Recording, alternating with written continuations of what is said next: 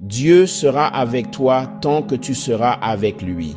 Mes chers frères et sœurs, avez-vous déjà ressenti une solitude silencieuse particulière, même dans une pièce remplie de monde? C'est ce sentiment d'être à l'extérieur en train de regarder à l'intérieur, comme si vous observiez une fête de l'autre côté de la rue.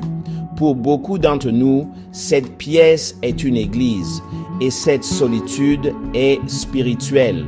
Nous venons, nous chantons les chants, nous écoutons le sermon, nous faisons tout ce qu'un bon chrétien est censé faire.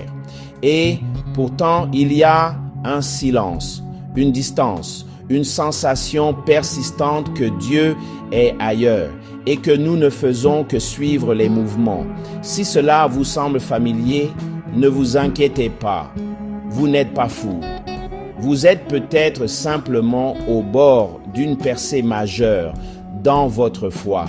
Soyez honnête, avez-vous déjà été assis à l'église et n'avoir absolument rien ressenti? Vous connaissez les chants, vous connaissez le rythme du sermon, vous savez comment avoir l'air chrétien. Pourtant, à l'intérieur, on dirait que Dieu est à des milliers de kilomètres. Voici la vérité que personne ne veut dire à voix haute. Dieu ne se cache pas de son peuple s'éloigne de lui. Mais au moment où vous tournez votre cœur vers lui, que ce soit dans une pièce calme, une vie chaotique ou un moment brisé, il se tourne vers vous. Dieu sera avec toi tant que tu seras avec lui. La douleur de la déconnexion. Soyons honnêtes un instant. Essayer de garder sa foi vivante en tant que jeune professionnel peut donner l'impression de mener une double vie. Du lundi au vendredi, vous jonglez avec les délais, naviguez dans les politiques de bureau et vous démenez pour bâtir une carrière. Vous êtes ambitieux, concentré, maître de la situation. Puis arrive le dimanche, vous enfilez vos vêtements d'église, franchissez les portes et on s'attend à ce que vous basculiez un interrupteur. Comme ça, vous êtes censé ressentir une connexion profonde et personnelle avec le Créateur de l'univers. Mais que se passe-t-il quand ce n'est pas le cas? Que se passe-t-il quand la musique de louange s'estompe et que vous vous retrouvez seul avec vos pensées, vos angoisses pour la semaine à venir et le sentiment que vous ne faites que jouer un rôle? Cela peut susciter un profond sentiment de culpabilité. Vous commencez à vous demander « Qu'est-ce qui ne va pas chez moi? Pourquoi me sens-je si déconnecté alors que je fais tout ce que je suis censé faire? » Vous voyez les autres avec les mains en l'air, perdus dans un moment d'extase spirituelle. Et vous avez l'impression d'avoir raté le mémo. Ce sentiment d'être un mauvais chrétien est un combat incroyablement courant. C'est comme être dans un mariage où vous vivez dans la même maison, mais n'avez pas eu de vraies conversations depuis des mois. Vous êtes physiquement là, mais émotionnellement et spirituellement, vous avez décroché.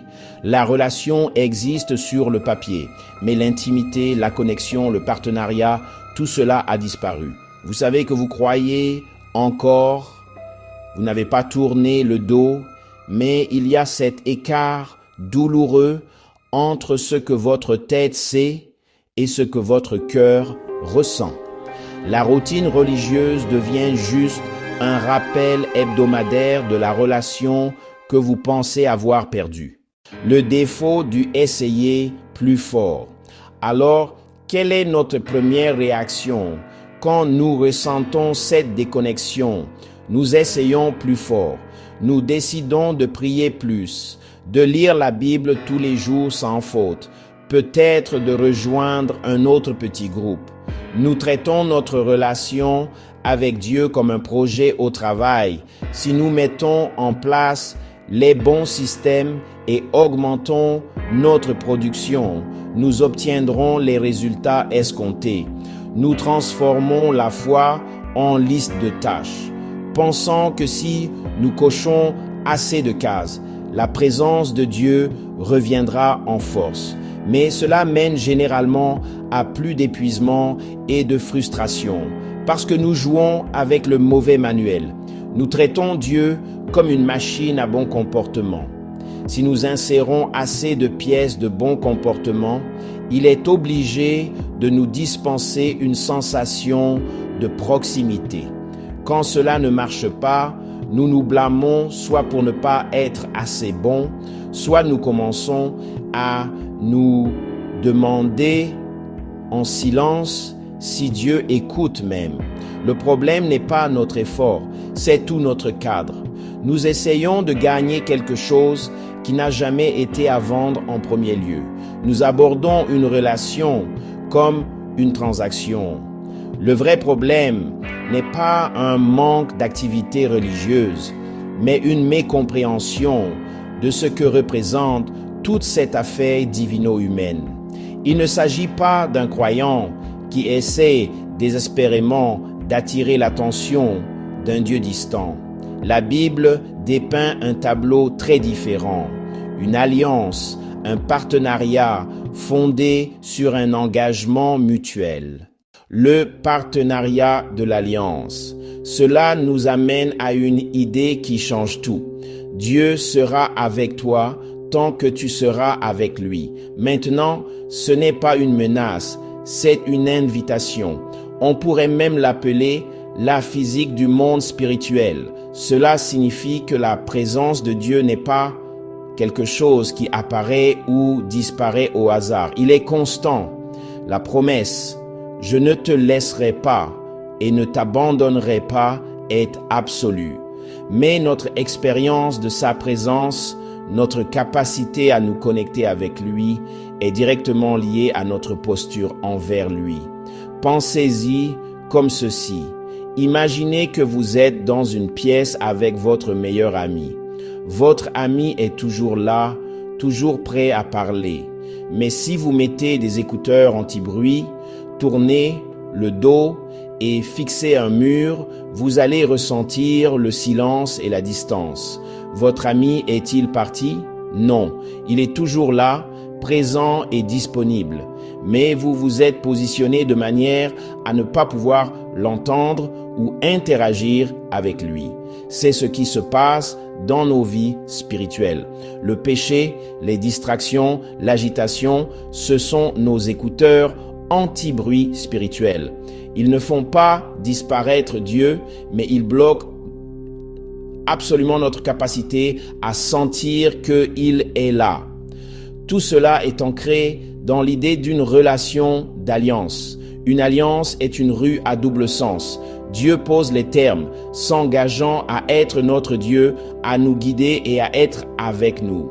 Notre part du marché est la fidélité, l'obéissance et le choix actif de rester connecté. Il ne s'agit pas de gagner son amour, c'est un don gratuit. Il s'agit de gérer la relation que son amour a rendue possible. La pratique d'être avec lui. Donc, si la réponse n'est pas simplement essayer plus fort, qu'est-ce que c'est? Comment passons-nous d'une foi limitée au dimanche à un partenariat quotidien, moment par moment? Il ne s'agit pas d'une refonte massive et écrasante de la vie. Cela commence par de petits changements intentionnels dans notre rythme quotidien. Il s'agit d'apprendre à être avec lui au milieu de la vraie vie. D'abord, pratiquer, trouver Dieu dans les moments intermédiaires. Cela signifie consciemment faire de la place pour lui tout au long de votre journée, pas seulement dans un temps de calme formel. C'est écouter de la musique de louange pendant votre trajet au lieu de la radio de colère. C'est prendre une pause de 2 minutes avant une grande réunion pour prier. Dieu, donne-moi sagesse et intégrité ici. C'est lui parler comme à un ami pendant que vous faites vos courses. Ce n'est pas un horaire rigide. Il s'agit de favoriser une conversation continue et une conscience qu'il est avec vous dans l'ordinaire. Deuxièmement, il s'agit de prendre une responsabilité empowerée. Cela peut être dur à avaler, mais c'est en réalité incroyablement libérateur. Quand nous nous sentons distants de Dieu, notre premier mouvement ne devrait pas être de questionner sa fidélité, mais de regarder doucement nos propres vies. Avons-nous laissé un péché non confessé créer une barrière? Nos priorités ont-elles tant changé que Dieu a été repoussé au bord extrême de notre vie? Reconnaître notre rôle dans la déconnexion n'est pas se complaire dans la culpabilité. C'est réaliser que nous avons le pouvoir de nous retourner. Si nous nous sommes éloignés, nous avons la capacité de revenir. Cela nous passe du statut de victime passive de la sécheresse spirituelle à celui de participant actif dans notre propre foi. Troisièmement, reformuler les disciplines spirituelles comme un entretien de relation. Toute relation humaine saine demande du travail. Vous devez faire du temps pour la conversation, écouter, être présent. Pourquoi notre relation avec Dieu serait-elle différente? Lire la Bible n'est pas cocher une case, c'est écouter sa voix. La prière n'est pas une liste de demandes, c'est partager votre cœur, vos peurs, vos victoires, vos frustrations. Adorer ensemble à l'église n'est pas juste une obligation, c'est une réunion de famille conçue pour vous édifier. Quand nous voyons ces pratiques comme des points de contact relationnels au lieu de corvées religieuses, elles deviennent des opportunités vivifiantes pour se connecter, pas des devoirs pesants à accomplir. C'est un voyage, pas une solution rapide. Et nous sommes tous ensemble là-dedans. Donc, je veux vous demander, quelle est une petite façon pratique dont vous essayez de vous connecter avec Dieu dans votre routine quotidienne, en dehors d'un service du dimanche? Partagez-la dans les commentaires ci-dessous. Votre idée pourrait être exactement ce dont quelqu'un d'autre a besoin d'entendre aujourd'hui. Construisons une communauté d'idées et d'encouragement ici même. Le partenariat quotidien.